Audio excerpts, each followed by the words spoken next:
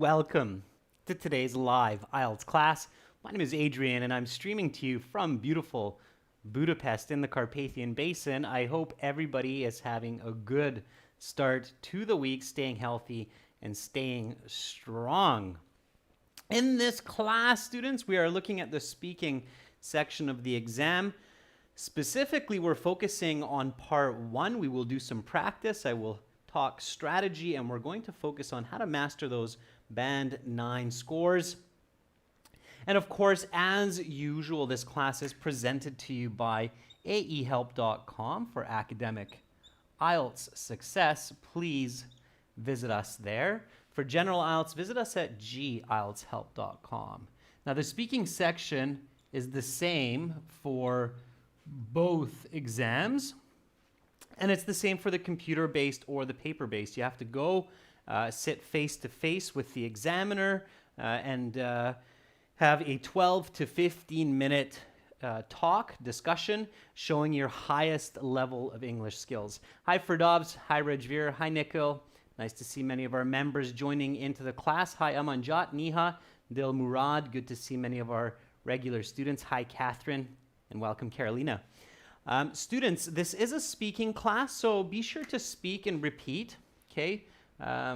As many of you know, practice makes perfect. So copy my intonation, my pronunciation. My English is a West Coast North American style English. Vancouver, Victoria, Seattle, San Francisco, Los Angeles.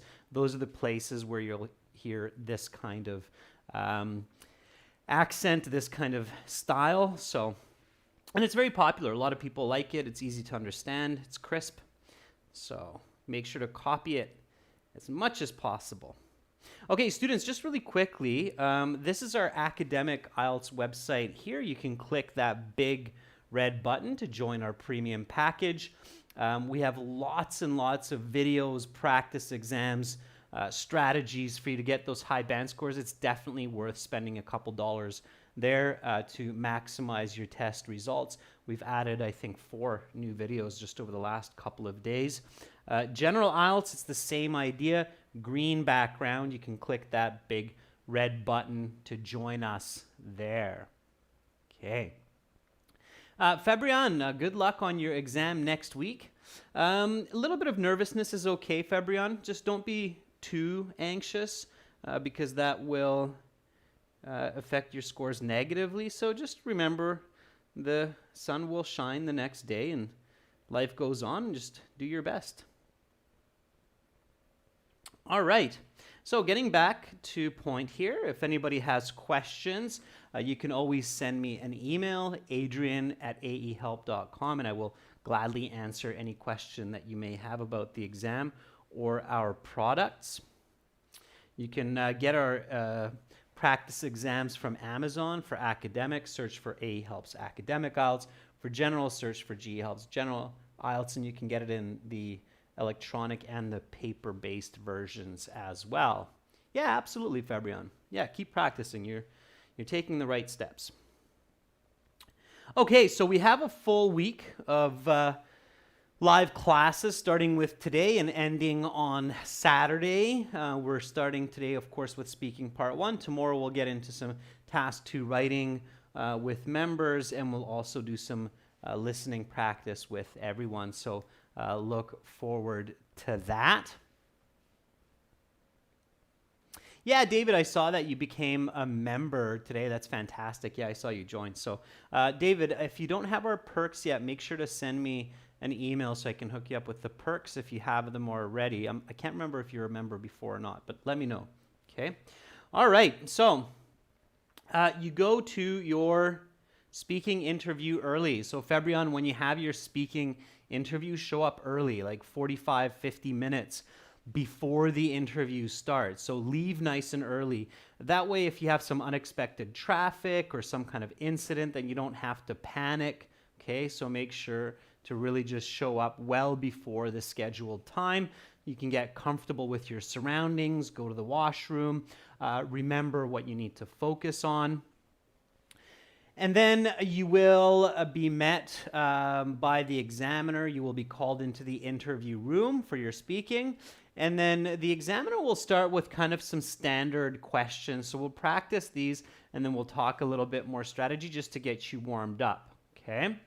All right.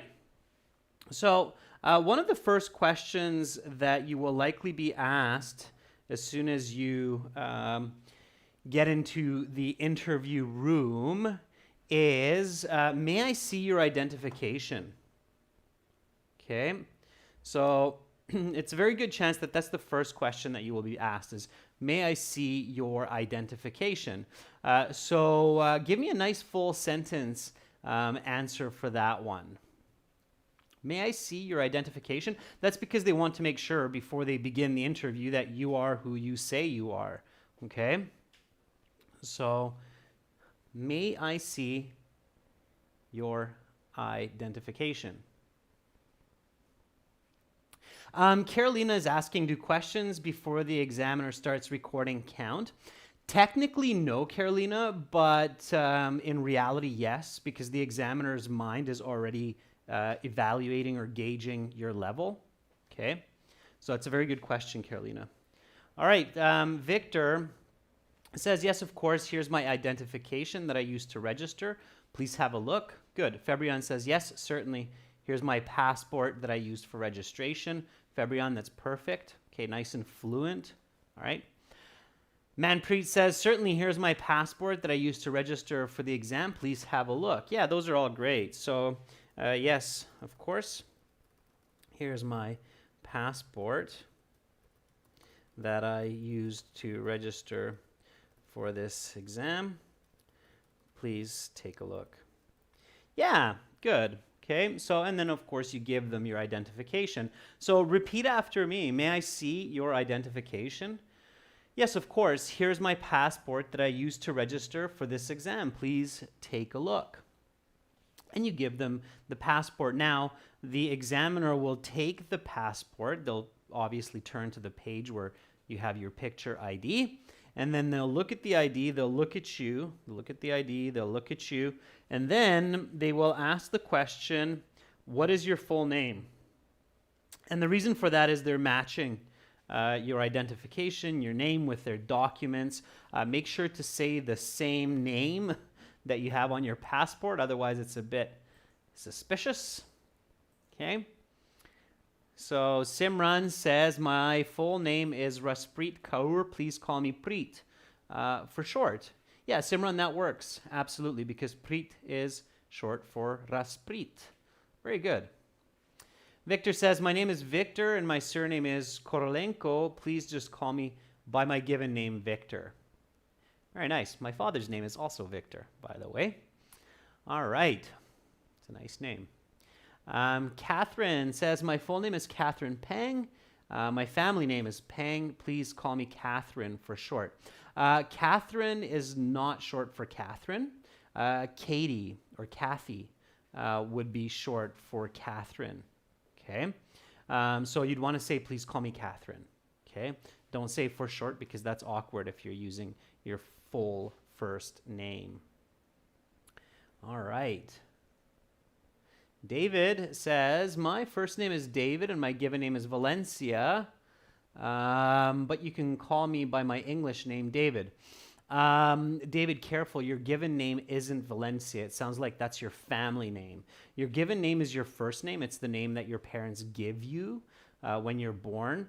Your family name or surname is the name that you inherit through your family line, usually through the father's line.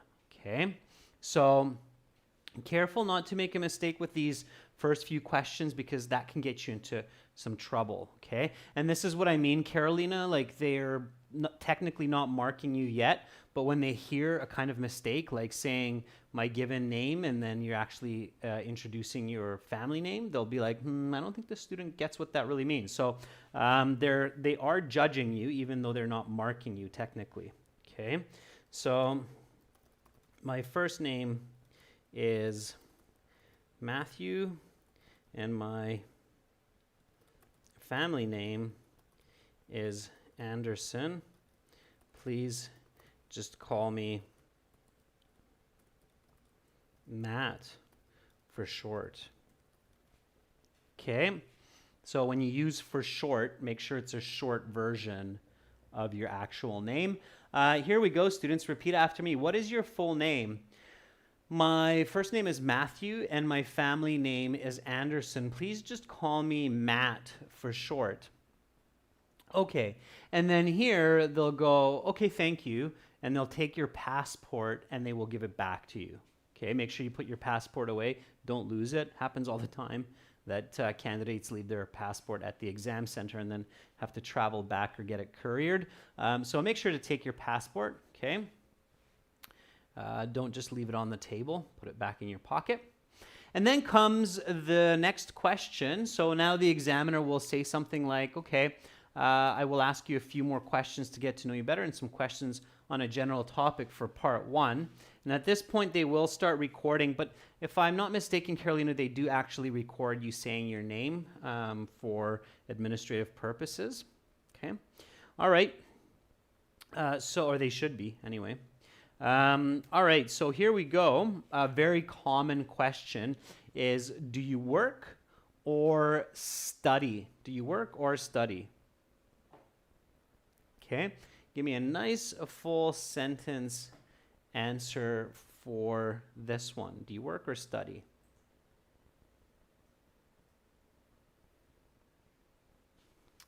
Ois says, I work and study at the same time. I work as a nurse at a local hospital and I'm studying English right now. Yeah, Ois, do you know what another nice way is to say at the same time? What's a higher level vocabulary for that? A nice way to say that is simultaneously, right? I'm working or I'm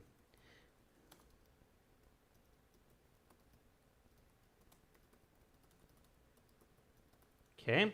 So simultaneously, definitely you want to show lexical resource. So you want to show that you have a broad range of grammar and you know some of these more challenging words. Only use them when they're natural and they are correct. Here, that's correct and it's natural. So you can learn and use this OS instead. So I'm simultaneously working and studying. Okay, and then you want to paraphrase. So I'm employed as an ER nurse at the city hospital, and I'm studying English and IELTS to continue my higher education abroad in a specialized field of nursing.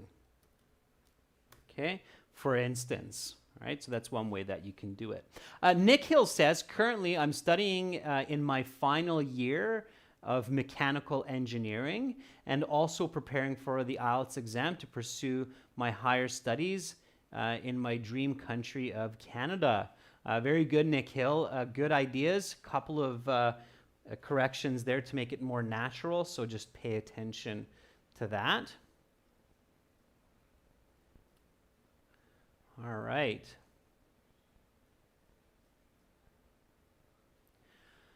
Sukhjinder Virk says, I've recently completed my senior secondary education, and once I begin my advanced studies, I will be working simultaneously as well. Yeah, so this is something you're planning to do, right, Sukhjinder? So if you're planning that and you have an idea of what your work will be, make sure you include that also. So be detailed, students. One of the key aspects to getting that band 9 is just to give a lot of details. All right? Details, details, details. Getting band 9s is much in the details. All right. Abhay says, well, I just completed my diploma in civil engineering in Tapi College of Surat, and now I'm working at an architecture office as an interior designer. At the same time, I've been looking to complete my degree. Okay, abhe, good. You're on the right track. A couple of slight corrections. Nice use of vocabulary, nevertheless. Jainil says, yes, I'm both working as a technical illustrator at a multinational company, Expert Global Solution, and studying the English language for IELTS so I can continue my further education in Iran.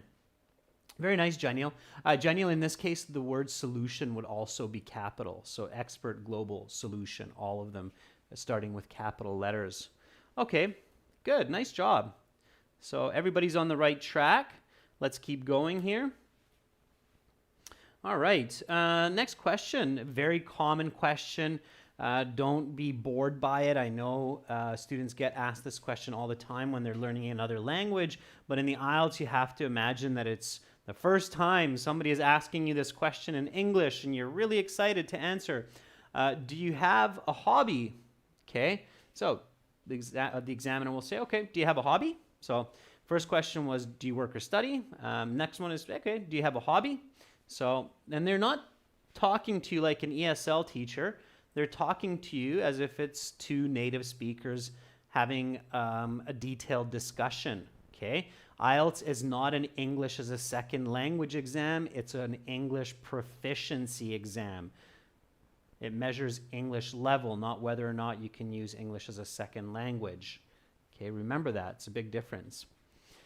The special one says, of course, I'm really into playing online games, and for me, PUBG is the best game ever.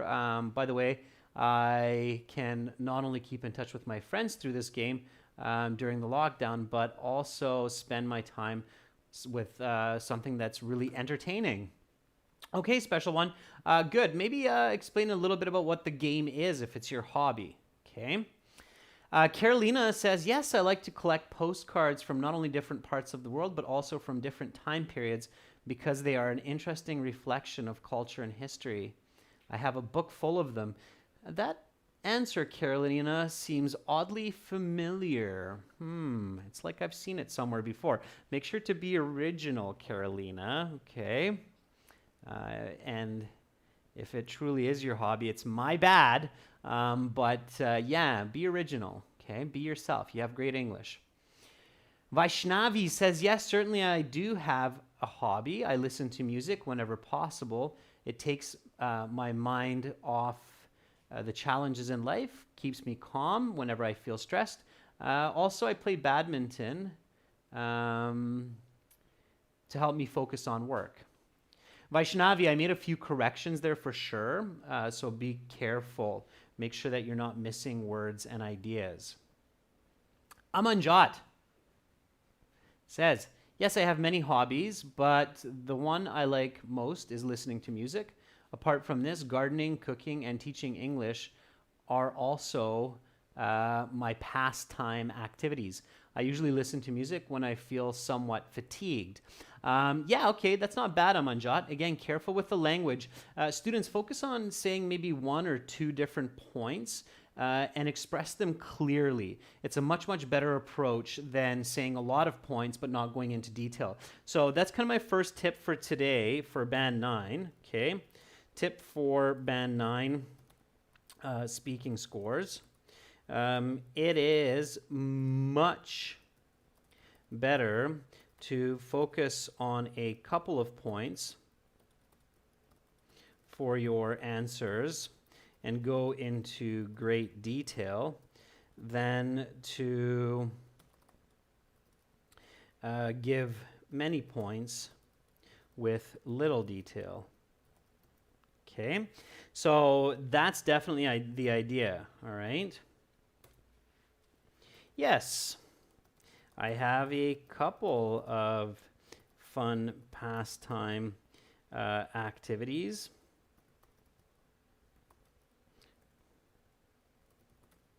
Which I engage in. One is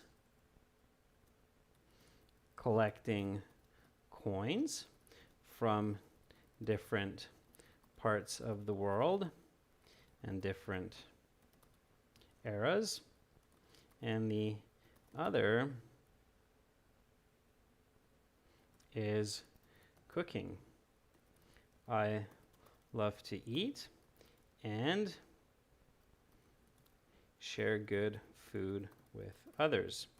I made a fantastic Thai curry. Curry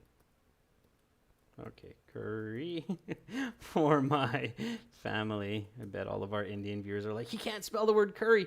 For my family just yesterday. Yeah, sometimes I have mental blocks with spelling. Anyhow, curry. Yeah, I thought it was a Y. Okay. Anyway, there we go. So here is the question again. Repeat after me. Do you have a hobby? Yes, I have a couple of fun pastime activities which I engage in. One is collecting coins from different parts of the world in different eras, and the other is cooking. I love to eat and share good food with others. I made a fantastic Thai curry for my family yesterday. Okay, so give details. Notice how I'm giving an answer, explanation, and example. Answer, explanation, and example. All right, that's what you're focusing on. Again, tip for Band 9, it's much better to give a couple of points, be original, and go into detail than give many points with little detail. Okay, it's super important. All right, so the IELTS speaking is marked on 4 criteria. Does everybody know what the 4 criteria are for marking? You can find this online, by the way. It's publicly available.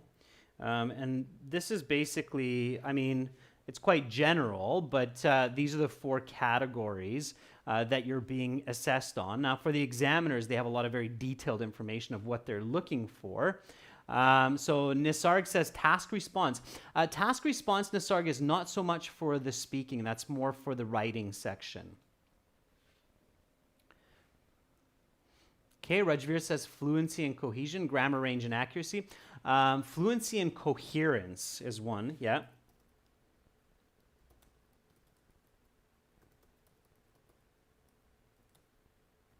Okay, let me just get rid of these.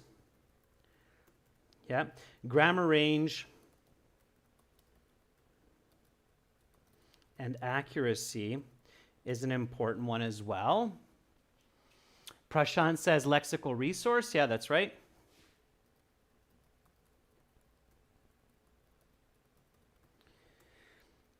And pronunciation.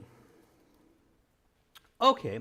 Now, something important to know about this is that these are not equally important. Which one of these do you think is the most important? 1, 2, 3, or 4? Which one of these do you think is the most important in the marking criteria? Just give me the number, not the word, but just give me the number in the chat. Which one of these do you think is the most important? Yeah, absolutely. It's number 1. Fluency and coherence, especially coherence. Okay. So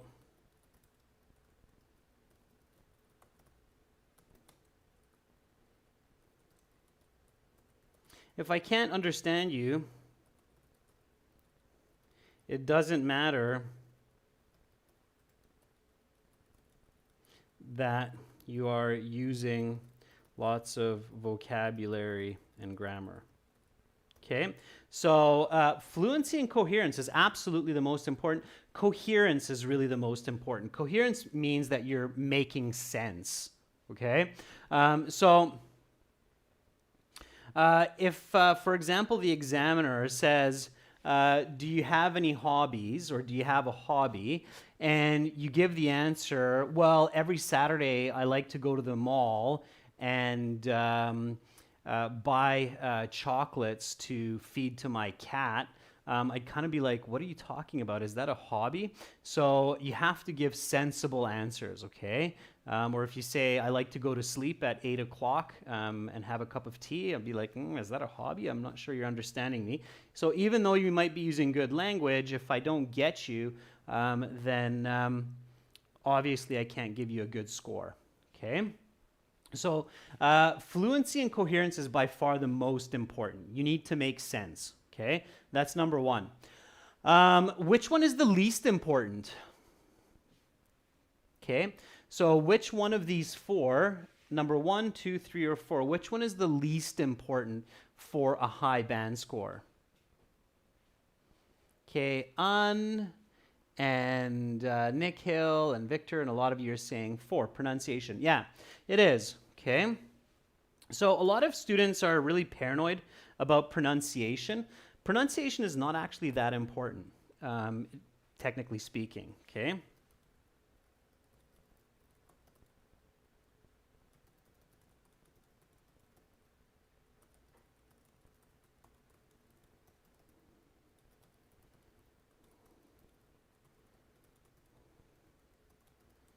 Okay, a lot of students get really paranoid about pronunciation.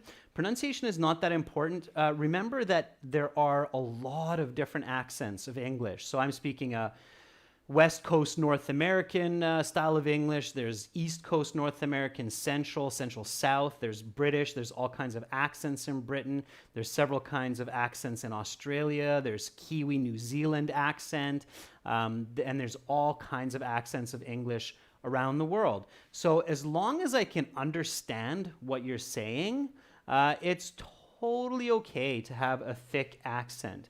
Pronunciation becomes a problem when it affects coherence. Okay, so if the pronunciation is so awkward that I can't understand you, that's a problem. If I ask you, what is your hobby? And you say, well, I like dance and then I'm like, I don't think anybody speaking English will understand that, even though I kind of get that that was some English. I can't understand it, so then it's a problem. But if I can understand you, it's totally okay. All right? So pronunciation is not that important. Okay, next question. Which one is the second most important? Okay, so fluency and coherence is the most important. Which one is the second most important? 2 or 3? It's a 50-50. You got a good chance of guessing. Yeah, 2. Yeah, absolutely. So grammar range and accuracy. Yeah, you definitely want to show some grammar range and accuracy. So you want to show that you're able to use the various grammar forms of English because that's needed for good communication. Okay? So second most important, because this is needed for good communication, talking about a variety of topics. Okay? So grammar range and accuracy ties directly into coherence. Here's a really important tip, students. You should not be spending a lot of time on vocabulary until you have mastered a lot of grammar. Did everybody catch that? That was a really important tip for getting that high band score. Okay? You can get a high band score in the IELTS speaking, like a band 8, with not too many words, as long as you have a great range of grammar accuracy and you're fluent. Okay? So a really important tip, because I know some students do this where they'll focus on learning lots of words and they use unclear grammar. That's a really bad idea. Okay? It's better to use a few words with great grammar than lots of words with poor grammar. So here's my tip 2 for band 9. Focus more on accurate grammar. Okay?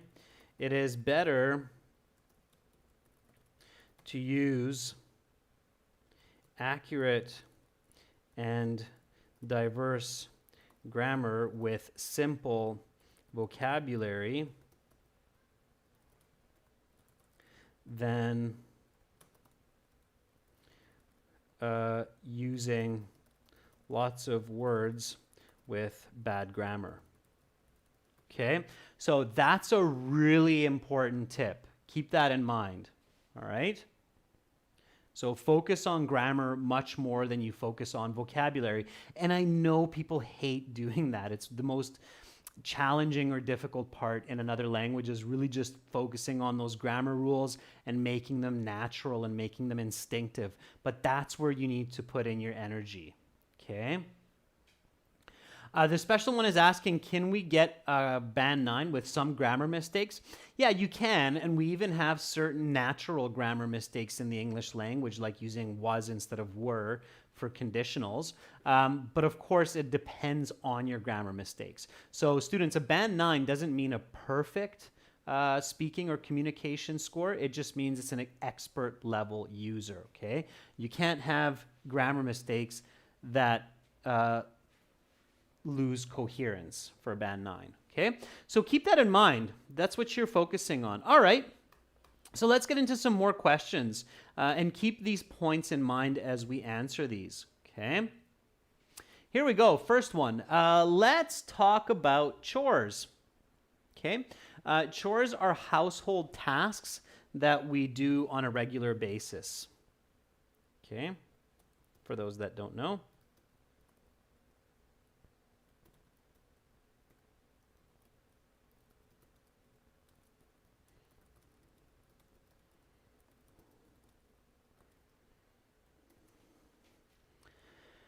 Okay, so here's one. What are household chores you do every day?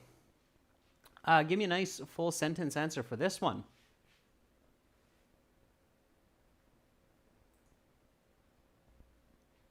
Neha says, well,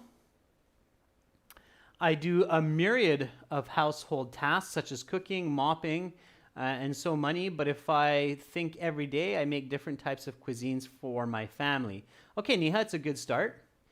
Carolina says, daily, I make my bed, I do the dishes, take out the garbage, and cook at least one meal. This morning, I made a delicious breakfast for me and my boyfriend. Very nice, Carolina. Great answer. Good fluency, good range of ideas, and accurate. Yeah, Raghav is similar to Aaron's chores. Yeah, absolutely. Always says, my daily household chores are to do my bed after I wake up and clean the bathtub after I shower. Then I do the dishes. Finally, I work a little bit in my backyard. Nice. Good, Ois. An says, on a daily basis, I always have to wash dishes after lunch and dinner, do the laundry after taking a shower, and then take out the garbage. Sometimes my brother helps me to do the laundry if I'm busy with homework. Okay, good. An, that's a nice answer. Ferdovs says, every single day I wipe my balcony, a huge bedroom, as well as a modern kitchen. Besides this, I clean the oven and a trendy refrigerator, as I'm a tidy person and I'm hooked on cleaning. Okay, Ferdovs, yeah, it's interesting. Really, every single day you clean your refrigerator and your oven? It's a little bit strange, but I believe you. All right. Okay. So on a daily basis, I make my bed, do the dishes,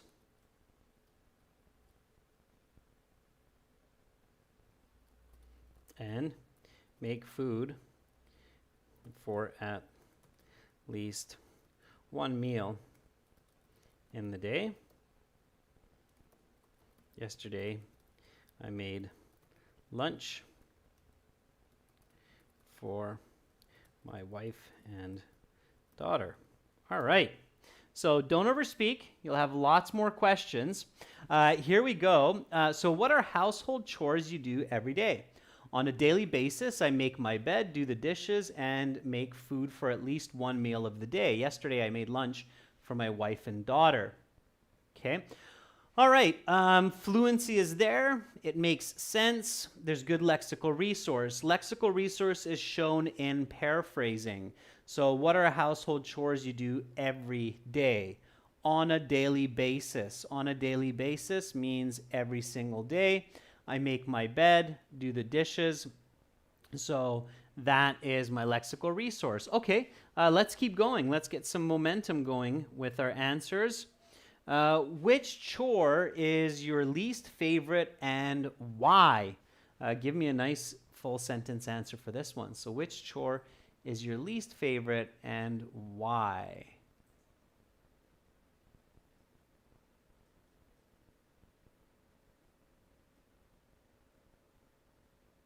Okay. Ferdov says, I really hate to clean the windows as it takes a lot of time and energy. Huge time is awkward. Huge is for size for Dobbs. So careful with the word huge. I find that students tend to overuse the word huge. So if I may make a suggestion, when you're practicing your speaking, try to completely avoid the word huge. It's one of those words that seems to be overused, and it's not very high quality word choice. Let's just say that. So I say avoid the word huge whenever you can. Okay. I think students overuse it. Okay. Mohammed Ajloni says, cleaning is definitely my least favorite task to do as it requires a lot of physical effort, especially on a hot day, which makes it even more difficult. Also, my skin is very sensitive for detergents. Nice use of lexical resource there, Mohammed, the word detergents. Yeah, cleaning what, Mohammed? So be a little bit more specific, right? So cleaning the surfaces in the kitchen or around the home. Surfaces would be like the countertop, for example. Neha says, that's a no-brainer. Mopping is my least favorite task because it takes a lot of energy, which goes down the drain for me. Nice, no pun intended, right, Neha? Not goes down in dumps for me, but goes down the drain. Okay. Careful to, again, not only use expressions and words that you're sure are correct in context. Carolina says, I don't like to clean the house. It irritates my nose and eyes. Nevertheless, I do it every Saturday morning, and it takes about an hour. Sure, that's a nice lexical resource there, Carolina, with irritates. Irritates my nose and eyes. Fabrian says, I hate it when it comes to mopping the floor because it needs a lot of energy and consumes a lot of time. Okay. All right. I definitely dislike dusting my apartment because I have a slight dust allergy, and I sneeze a lot when doing this annoying chore, even though I need to do it at least once each week, especially because Budapest is quite a dusty city. All right. So repeat after me. Which chore is your least favorite and why? I definitely dislike dusting my apartment because I have a slight dust allergy, and I sneeze a lot when doing this annoying chore, even though I need to do it at least once a week, especially because Budapest is quite a dusty city. All right. Next question. Let's jump one here. Let's go to this one. Let's do a conditional for our next question here. So we're going to go to this one. If you could buy an item to help do housework, what would it be? Okay, give me a nice full sentence answer for this one. If you could buy an item to help do housework, what would it be? Okay. Special one, yeah, if you answer negatively for a question, it definitely affects the follow-up question, so don't do that too often, but it's okay. Munfry says vacuum cleaner. Now put that into a full sentence, Munfry. So like, well, if I had the chance, I would buy a new vacuum cleaner. That could really help me to avoid having to dust so much and help with my dust allergy, right? Rival Gaming says washing machine. Again, good idea, but put that into a sentence. Okay.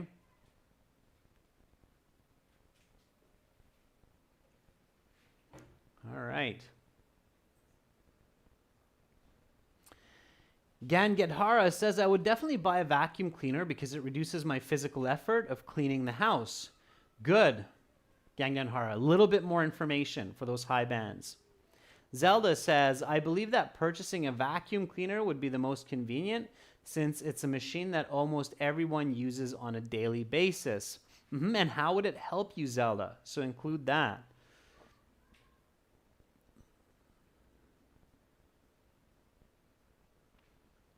Don Lee says, I would purchase a robot cleaner that is automated. This would help ease the load of housework chores and allow me more free time to pursue my interests. Nice, Don. Yeah, robot vacuum cleaner. The, what are they called? The iRoombas or something like that? Yeah, those are kind of cool. For sure. Carolina says, if I could purchase any item around the house, it would surely be one of those robot vacuum cleaners that I saw on TV. By the way, it's really expensive. Yeah, I think they cost around, the good ones around $400 or $500, something like that. But hey, think of all the time you save. If you can use that time to make money, probably be a worthy investment. Azim John says, being totally honest, given the chance to purchase any electronic item to help me around the house, it would definitely be a dishwasher because I live alone and it would ease my household chores. Yeah. So spending money to save time is usually a good investment. Absolutely. Simran says, if I had this opportunity, I will definitely buy a dishwasher because I feel bored whenever I have to do the dishes and I hate doing them. It's also very helpful to save time so that I can spend my free time on other activities. Yeah, Simran, good. Just make sure that it makes sense what you're saying, okay? So, given the chance,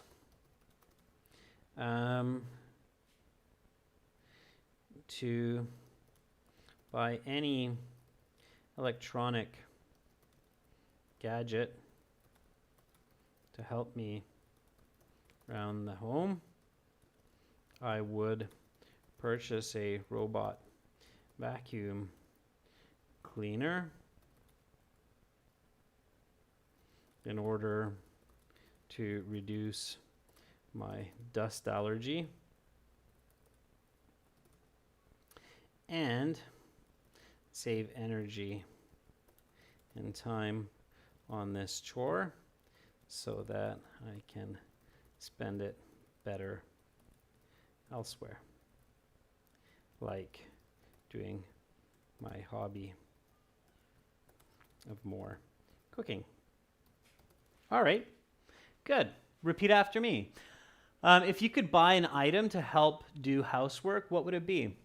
Given the chance to buy any electronic gadget to help me around the home, I would purchase a robot vacuum cleaner in order to reduce my dust allergy and save energy and time on this chore so that I can spend it better elsewhere, like doing my hobby of more cooking. Okay, so here, notice something interesting that I'm doing. I'm connecting with some of my other responses. Okay. So here I said that I don't like to do dusting because I have a dust allergy. Okay. And then earlier when the examiner asked me, do I have any hobbies? Here, I said that one of my hobbies is cooking.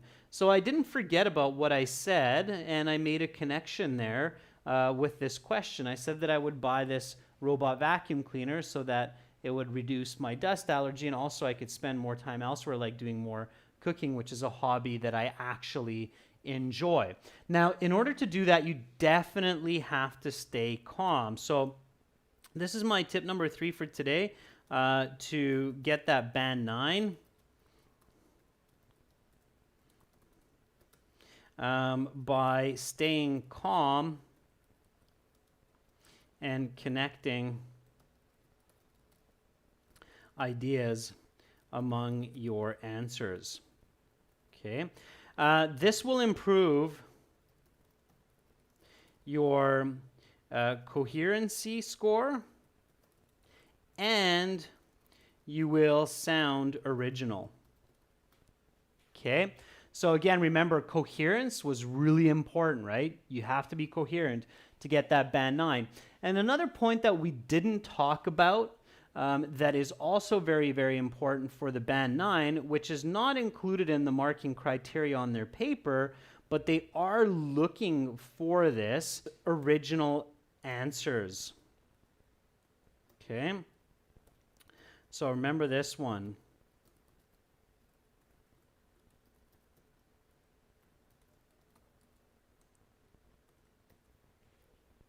All right. Students, that's it for today's class. Tomorrow I will be back with some writing task 2 and some speaking for everyone. Lots of great answers today. I hope there was a good amount of information for you to take home. Fabienne, again, good luck on your test next week. Abhishek, you're very welcome. Nick Hill, you're welcome. Have a fantastic rest of your day. If it's late in your country, I wish you some sweet dreams, and I hope to see all of you tomorrow. Remember, if you haven't done so yet, definitely check us out at aehelp.com for academic IELTS and gieltshelp.com for general IELTS. Much love to all of you. I'm Adrian, signing out from Budapest. Bye for now.